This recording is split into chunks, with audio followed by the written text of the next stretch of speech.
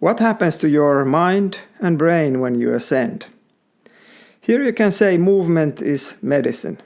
You may have heard this in relation to the health of the physical body and how even a simple activity like walking can do miraculous things for your health.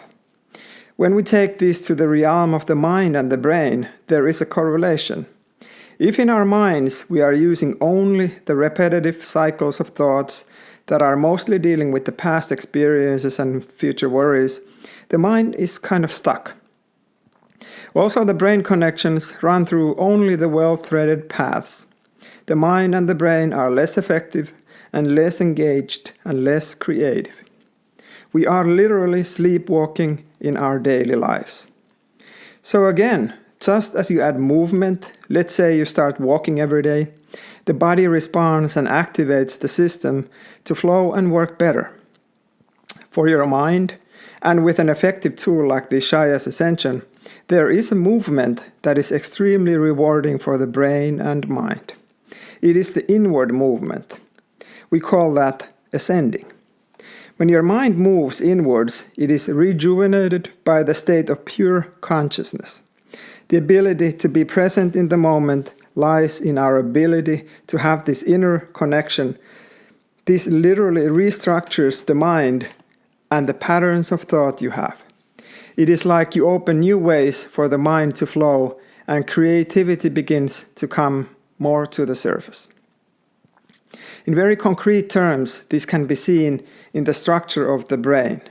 New connections between the brain cells are being created, and the brain halves become harmonized with one another. This can be seen in the brain scan when it is done while a person is ascending, for example. In other words, the brain halves work much better together. In most cases, normally the brain halves are not very well harmonized, like a couple that is not communicating very well. So, we add one new direction to the flow of our minds, the inward direction, and that will balance the mind and also the body as an extension.